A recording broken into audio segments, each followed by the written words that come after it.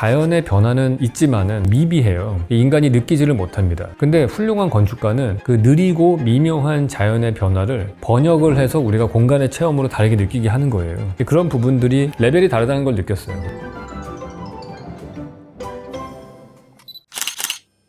네, 안녕하세요, 왓슨 여러분. 이번 시간에는 라뚜레트 수도원에 대해서 좀 얘기를 나눠보려고 합니다.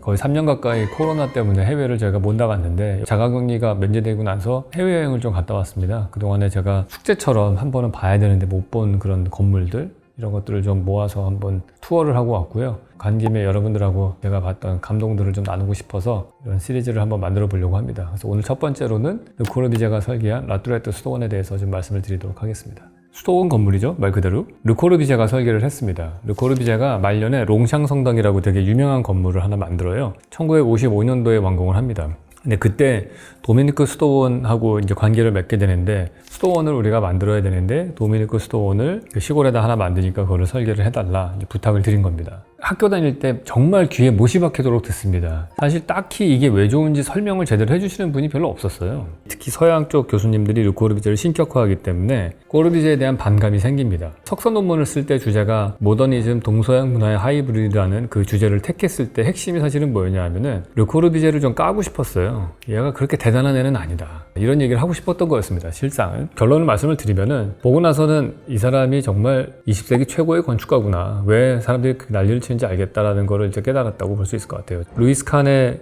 그 솔크 인스티튜트를 보면서 야, 내가 학교 다닐 때 배웠던 모든 것들이 여기 다 들어가 있구나, 이렇게 말씀을 드린 적이 있는데, 그거 곱하기 한 5 정도 생각하시면 됩니다. 제가 실무를 하면서 배웠던 것들은 이 건축의 디테일의 완성도, 이런 것들 제가 지금 강조를 많이 하잖아요. 근데 그 관점에서 이 라뚜레트를 보시면은 디테일 개판입니다. 라인업이 뭐 그렇게 딱 떨어지는 것도 없고 되게 거칠어요, 마감이. 근데 그게 되게 허접하다는 느낌이 전혀 안 들어요. 그래서 그게 뭔가 생각해보면은, 뭐 이런 걸 옹호하시는 분들은 이게 바로 수더분한 막걸리나 질그릇 같은 멋이 아니겠느냐, 그렇게도 말씀하시는데, 저는 그런 면도 있지만은 그거보다 더 대단한 거는 그게 오리지널의 힘인 것 같아요. 이런 디자인이 이전에는 없고 여기서 처음 콘크리트라는 재료를 적극적으로 도입하면서 근대 건축에서 오리지널리티가 여기서부터 시작이 됐기 때문에, 사실상 이거를 보고 나면은 20세기 후반에 있었던 모든 우리 건축의 대가라고 하는 사람들이 하는 것, 심지어 지금의 피터 줌터 같은 건축가까지도 이 르 코르비제가 했던 콘크리트 건축을 조금 더 정제시킨, 영어로 뭐 리파이닝 작업을 한 정도밖에 안 되는 것 같다는 생각이 들더라고요. 앞으로 보여드릴 이 넓은 면적의 이 공간이 몇천 평 되겠죠? 정말 고개를 돌리는 데마다 다 하나하나가 다 디자인의 요소들이 있고 다 고민한 흔적들이 보입니다. 딱 들어오시면은 맨 먼저 맞이하게 되는 게 이 언덕이 쭉 내려가게 되어 있죠. 그러면서 벤치가 하나 보이고 이런 조그만한 게이트가 하나 있습니다. 이 게이트를 통과해서 들어가면은 이 오른쪽에 있는 조그만한 이 건물이 프론트 오피스라고 보시면 될 것 같습니다. 거기에 한두 명 정도가 근무하시면서, 지금은 이 수도원이 문을 닫은 상태예요. 그래서 여기에 들어가서 성당 내부나 이런 거를 볼 수가 없고요. 단 어떤 조건이 있냐면은 여기 수도원이 한 층 정도를 일반인들이 묵을 수 있게 해놨습니다. 거기서 하루를 자면은 이제 편안하게 미사도 드릴 수 있고 아침 저녁 식사도 다 할 수 있고 그 주변 산책과 내부를 다 볼 수가 있습니다. 지금 보시면 하얀색으로 되어 있는 거가 중간에 끼어져 있게 되어 있죠. 이 콘크리트 슬라브가 이렇게 가 있지 않습니까? 그럼 얘가 3층이란 말이죠. 근데 제가 자동차를 여기다 세우고서 쭉 걸어 들어왔어요. 그러면서 여기로 들어오게 되는 거죠. 그럼 체크인을 하고서 여기서 열쇠랑 이런 걸 받아요. 그리고 이 건물 안으로 들어갑니다. 그럼 실제로 내가 진입했던 그 레벨이 3층 레벨이고, 거기서 한층 내려간 2층 레벨이 있고, 한층 더 내려간 1층 레벨이 있어요. 그리고 위로 4층, 5층이 또 있는 거죠. 그러니까 다 해서 5층짜리 건물인 거예요. 근데 중간으로 진입을 하게 돼 있어요. 제가 이게 수도원이라고 했잖아요. 이게 일반적인 수도원의 모습이죠. 보통 본당 건물이 하나 있고요. 그 다음에 주변으로 회랑이 다 있어요. 웬만한 것들은. 그래서 중정이 하나 놓여져 있습니다. 그 주변에 부속 시설들이 이제 들어가게 되어 있고, 여기도 보시면 다 회랑으로 되어 있잖아요. 라뚜레트도 한쪽에 예배당이 있고요. 나머지 디귿자 형태로 중정이 들어가 있는 걸 볼 수가 있어요. 근데 다른 점은 뭐냐면은 가운데 있었던 중정이 옛날 일반적인 전통적인 수도원은 그냥 평지로 되어 있잖아요. 근데 이거의 독특한 다른 점은 땅이 기울어져 있다는 거예요. 그러니까 위에서 봤을 때는 미음자형의 중정인데 얘를 그냥 경사대지에다 갖다 박은 거라고 보시면 됩니다.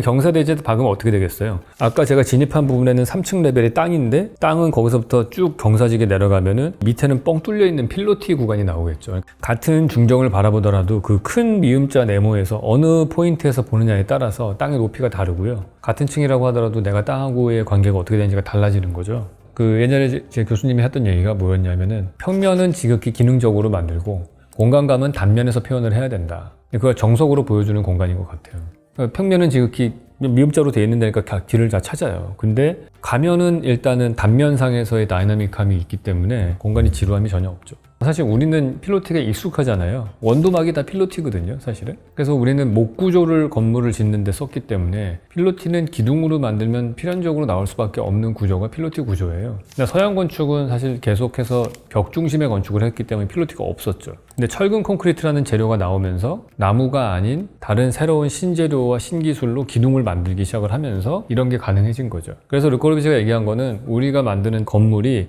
땅의 습기로부터 자유로워질 수 있게 되었다. 이런 장점을 얘기를 합니다. 그러니까 여기 뭐 물론 축축하고 비 내리면 물이 흘러내리잖아요. 그러면 얘는 떠서 있는 거죠. 우리나라 대청마루하고 똑같다고 보시면 될 것 같아요. 대청마루도 주춧돌 위에다가 나무 기둥을 세우고 위에 띄워놨는데 콘크리트 자체는 이게 방수 재료이기 때문에 그냥 그 자체가 기둥이 밑으로 내려가면 되는 거죠. 이런 것들도 사실은 일종의 이런 면으로 되어 있는 필로티가 크로스된 형태로 그냥 만들어진 거라고 보시면 될 것 같아요.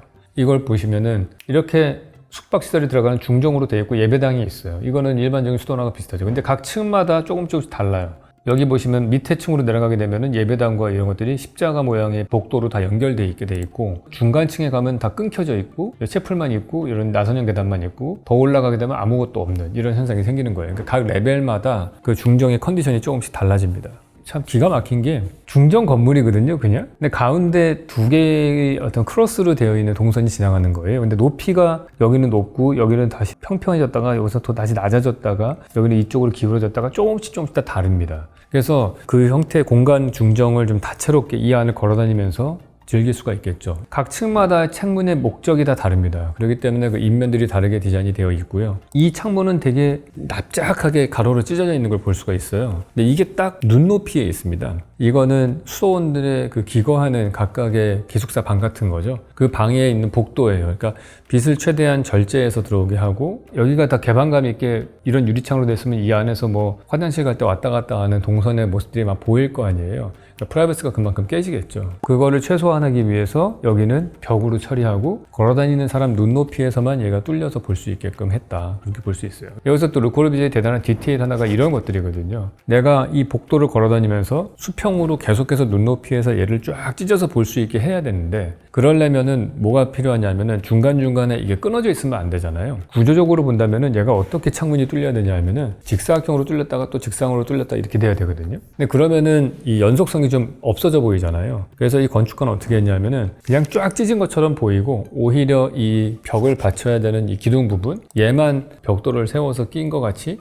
긴 걸로 딱 끼워 넣었어요. 이게 창문이 쭉 가야 되는데 어쨌든 위에서 오는 하중을 아래로 전달해 주니까 이런 피스는 필요해요. 굳이 이거 안 튀어나오게 해도 되거든요. 얘는 장식적인 거라서. 근데 얘를 쭉 찍고 얘를 오히려 더 돌출시키고 쟤는 저 바깥쪽으로 더 길게 돌출을 시켰어요. 그러면 얘하고는 색깔 자체도 다르잖아요. 얘는 백색으로 칠해져 있고 얘는 콘크리트 색깔. 그러면 완벽하게 다른 요소라고 보여지면서 그러면서 이렇게 쭉 연결된 느낌이 더 강하게 나는 그런 디자인이 되는 거죠. 그리고 여기 보시는 이 왼쪽에 이것도 조그마한 채플입니다. 뾰족한 탑처럼 되어 있죠. 근데 흥미로운 거는 여기에 이 부분이에요. 이게 지붕인데 이쪽에 천창이 뚫려서 이쪽으로만 햇빛이 들어오게 되어 있어요. 내부에 들어가면은 이게 경사지붕으로 쫙 되어 있는데 이 전형적인 프랑스식 뾰족한 탑이죠. 근데 뒤쪽에 햇빛 들어오는 게 보이시죠? 저게 아까 옆으로 뒤통수에 뾰족하게 나왔던 그 창문으로 들어오는 천창으로 들어오는 햇빛입니다. 근데 얘도 3등분 돼 있죠, 이렇게. 여기는 삼각형 모양으로 되어 있고 여기는 사각형 모양으로 평면이 되어 있을 거고 인면이. 그 다음에 얘는 보면 십자가 모양으로 되어 있거든요. 그 얘기 무슨 얘기냐면은 이 건물을 이 높이에서 볼 때는 박스로 보이고요. 이 높이에서 보면은 삼각형으로 보이고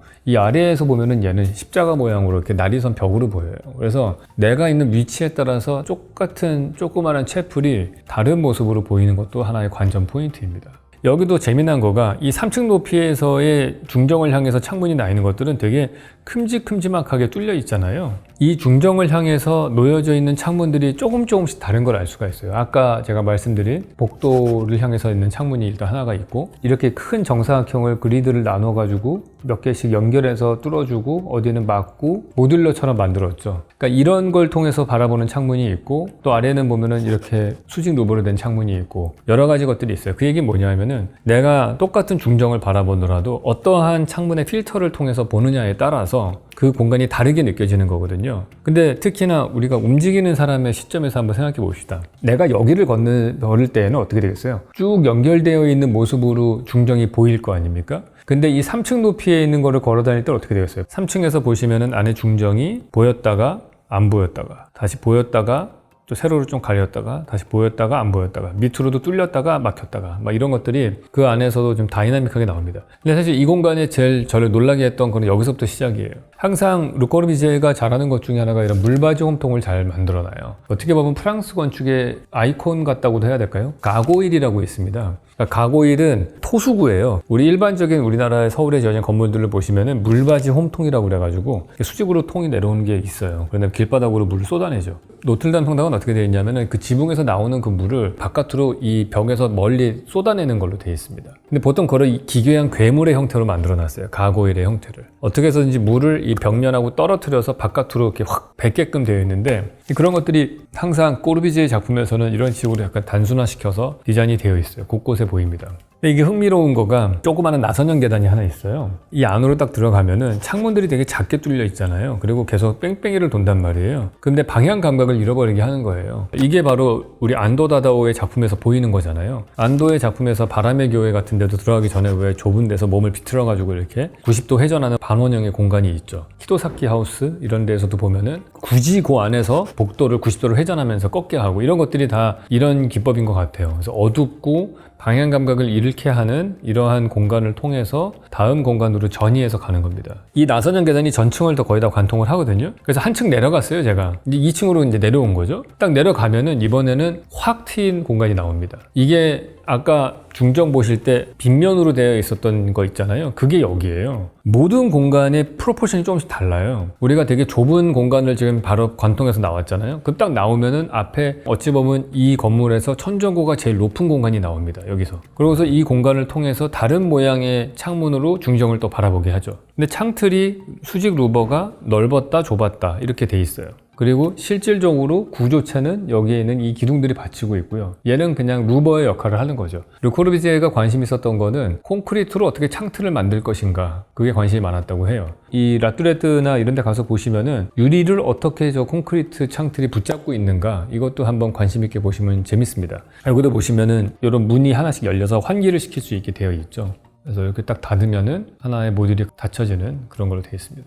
뭐 지금 보면 상당히 되게 투박한 그런 디테일일 수 있는데 상당히 창의적이죠. 근데 제가 이걸 계속 걷는단 말이에요, 이 공간을. 오른쪽에 루버가 이렇게 있으면은요, 좁게 되어 있는 데는 막힌 벽으로 보이고, 조금만 더 걸어가면 넓은 간격으로 루버가 되어 있으면 거긴 또 오픈돼 보입니다. 아까 3층 같은 경우에는 미음자로 우리가 돌아갈 때 모든 포인트에서 사실은 그 중정을 바라보는 개폐의 정도가 똑같아요. 4층도 역시 가로로 찢어진 창이었기 때문에 걸어갈 동안은 계속 똑같은 연속된 경험으로 됩니다. 근데 여기는 다이나믹하게 중정을 4등분을 하고 있는데, 이 나눠진 중정을 바라보는 게 내가 걷는 방향과 걸음의 속도, 혹은 내가 고개를 약간 90도로 틀느냐 45도로 틀느냐 진행 방향으로 보느냐, 이거에 따라서 오프닝 정도가 달라지는 거예요. 사실은 그게 이 수직 루버의 가장 중요한 부분이라고 생각을 해요. 그런 얘기가 있어요. 이 르코르비제가 이 현장을 디자인을 정말 세심하게 다 했지만은 그 모든 것들을 시공 전에 다 할 수는 없거든요. 그러니까 공사가 진행이 되면은 저희 사무실도 그렇지만은 아무리 예측을 많이 하더라도 시공이 진행되는 중에 디자인되는 게 한 20-30%는 돼요. 그리고 어떤 데는 공간에 딱 가보면 아, 여기는 내가 원래 생각할 때 벽이었는데 여기 창문을 뚫는 게 좋겠다, 이런 것도 있고 그러거든요.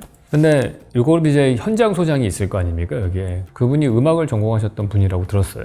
그분이 여기에 창틀을 그렇게 연구를 많이 했대요. 우리가 음악 멜로디를 만들 때 박자감이라는 게 있잖아요. 16분의 1, 8분의 1음표 있잖아요. 그래서 그게 음악 작곡하듯이 그렇게 나눴다는 거예요. 그래서 간격이 아까 바닥에 놓여진 브레이크 라인이라고 하죠. 그 칸들도 좁았다 넓었다 좁았다 넓었다 하고, 창틀도 좁아졌다가 넓어졌다 좁아졌다 넓어졌다 하고, 그게 음악의 리듬감을 느끼게 하기 위해서 한 거다. 그냥 등강적으로 돼 있는 것과는 확실히 다른 느낌을 줍니다. 요즘은 그렇게 하라고 해도 안 할 거예요. 왜냐면 그 창틀 하나가 갈 때마다 돈이 엄청나게 비싸거든요. 그게 단열바하기 때문에. 그래서 웬만해서는 안 하려고 해요. 그 루버 한다고 해도 또 추가로 또 돈이 들어가는 거기 때문에 또 안 하려고 하고. 그 당시에는 다 최대한 그 디자인을 다 살리려고 했던 것 같아요.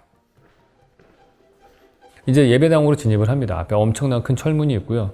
조그만한 공간을 통과해서 들어가면은 지금 보시는 것 같은 예배당이 나오는데 빛은 아주 극도로 절제되어서 쓰여지고 있죠. 꼬르비제가 잘 쓰는 것 중에 하나가 햇빛을 그냥 들어오게 하는데 그냥 들어오지 않고 거기에 노란색, 빨간색, 파란색, 녹색 이 네 가지 색깔들을 칠을 해서 필터돼서 들어오는 게 약간 달라요. 색깔이 여기를 통해서 들어오면 붉은 빛이 돌 거고 이런 슬릿 이거 딱 보시면은 우리 안도다도가 어디서 영향을 받았는지가 딱 보이죠. 바람의 교회 채플 보시면은 직사각형으로 되어 있는데 버티컬로 되어 있는 슬릿이 딱 뚫려 있거든요. 이쪽에 한쪽에 창문이 크게 뚫려 있고 그런 것들이 다 르코르비제 영향을 받았던 거고 이 평면도도 되게 독특해요. 중앙을 중심으로 축으로 해서 미사를 진행하시는 분이 앉아 있는 곳이고 양쪽으로 그 의자들이 놓여져 있어요. 좌우로 마치 영국의 여당 야당 앉아서 하는 국회의사당 배치랑 비슷해요. 근데 이게 이렇게 돼 있는 이유가 여기는 전문 수도사들이 모여서 미사를 드리는 데이기 때문에 그 그레고리오 성가를 부르는 데예요. 콘크리트 박스가 있는데 그 에코가 엄청나게 크거든요. 제가 좋아하는 아티스트 중에 올리버 비어라고 있는데 그분이 요즘에 하는 작업이 그런 거예요. 공간 고유의 소리가 있다라는 거예요. 그러니까 에코가 되는 진동수인 거죠. 모든 공간은 사실 있죠. 내가 소리를 내면은 그 소리가 잔향이 몇 초가 되는지에 따라서 느낌이 다른 에코가 나오는데 이 공간은 특히나 두 개의 콘크리트 벽이 직사각형으로 딱 되어 있기 때문에 이게 소리가 계속해서 반사될 거 아니에요. 잔향의 시간이 되게 깁니다. 그래서 서로 이렇게 화답하듯이 노래를 불러요. 그래서 그걸 위해서 만들어진 공간이다 이렇게 보시면 될 것 같아요. 올라가면 계단이 있고 여기도 되게 재밌어요. 계단이 있는데 계단의 계단과 내가 걸어 올라가는 계단이 아까 엇갈려 있어요. 이렇게 쉬프팅 돼 있어요.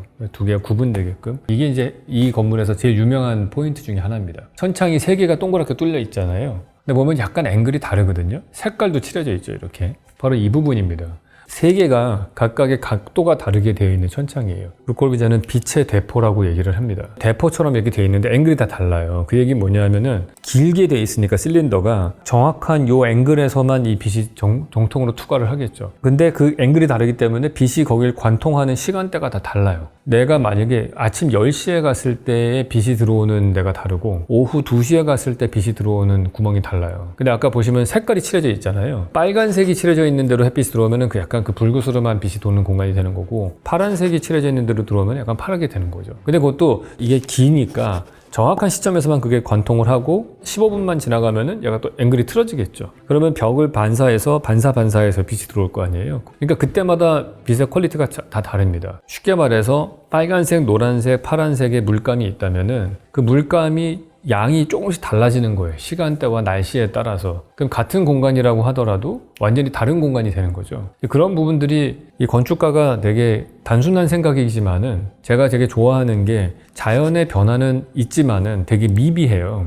인간이 느끼지를 못합니다. 뭐 하루 중에 해가 아침에 떠가지고 중천에 떴다가 서쪽으로 진다 정도만 알고 있지 이게 1시 15분에 떠있던 햇빛과 1시 45분에 떠있던 햇빛이 얼마나 다른지는 잘 못 느끼잖아요, 우리는. 근데 훌륭한 건축가는 그 느리고 미묘한 자연의 변화를 어떻게 디자인을 잘 하면은 그게 공간의 변화로 전환되게 해서 트랜슬레이션을 해주는 거죠. 번역을 해서 우리가 공간의 체험으로 다르게 느끼게 하는 거예요. 그런 부분들이 훌륭한 건축가가 되는 요소 중에 하나입니다. 서양 건축의 핵심을 보시면은 교회 건축은 어떻게 해서든지 햇빛을 어떻게 쓸 것이냐잖아요. 스탠드 글라스도 그렇고 르코르비제 같은 경우도 그거에 계보를 잇는다고 볼 수 있어요. 다른 것 같지만은 사실은 기본 원리는 똑같다. 이것도 참 기가 막힙니다. 이 빛의 대포 딱 보시면은 어쨌든 유리창을 동그랗게 만들 수는 없잖아요. 그러면 어쨌든 거기다가 유리창을 쪼개서 창틀을 끼워 넣어야 되는데 창틀도 멋있게 끼웠어요. 그러니까 선 4개를 긋는데 후진 애들은 아마 이렇게 끊었을 거야, 아마. 근데 이 건축가 딱 이렇게 이 방향으로 끊었잖아요, 이렇게. 그러니까 이런 거부터가 디자인의 힘인 것 같다는 생각이 들어요. 이제 여기서 한층 올라가면은 기숙사 공간이 되는 거죠. 이 수도사들이 묵는 곳이고, 르코르비제 하면 유명한 게 모듈러가 유명하거든요. 사람의 신체에 따라서 어떻게 공간을 사이즈를 최적화할 것이냐, 이걸로 유명한데, 이 사람이 기준으로 삼았던 거는 서양인들의 평균 키라고 보통 183cm로 생각을 했어요. 그래서 183cm에 맞춰서 공간을 디자인을 합니다. 여기 오른쪽에 세면대가 조그만하게 있고 옷장이 하나 있고요. 그 다음에 침대가 있고 책상이 있고 그러고 나서 조그만한 개인 발코니가 나와요. 아주 최소한으로 되어 있는 거예요. 그러니까 좁고 긴 공간이죠. 그리고 나가서 발코니 가면 이렇게 자연을 딱 볼 수 있는. 그래서 이 공간을 보시면은 얼마나 미니멀하게 디자인이 되어 있는가 이걸 알 수가 있어요.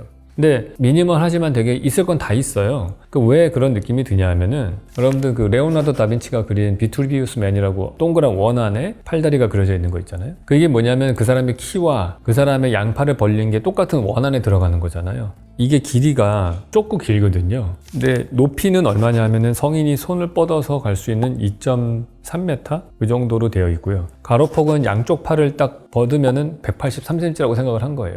그게 제일 최적의 모듈러다. 이게 유니테 타비타시옹에도 그대로 쓰여집니다. 이 사람이 설계한 집합주택 조그만한 셀 단위도 183으로 돼 있어요. 그래서 화장실만 없어요. 샤워실하고. 왜냐면 화장실하고 샤워실은 공동으로 쓰게 되어 있으니까.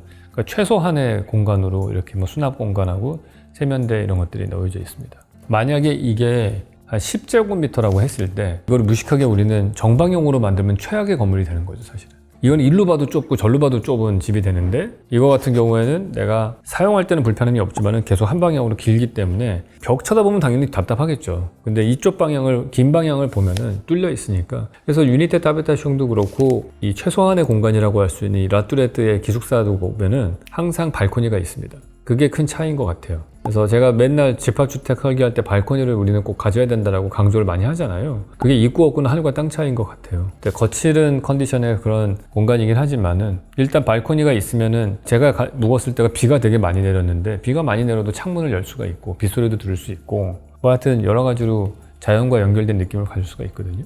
주변의 경관은 뭐 그냥 되게 조용하고 아름다운 곳이에요. 차분하고. 저거를 상상하시면 될 것 같아요. 우리나라 그냥 템플스테이 하러 갔다.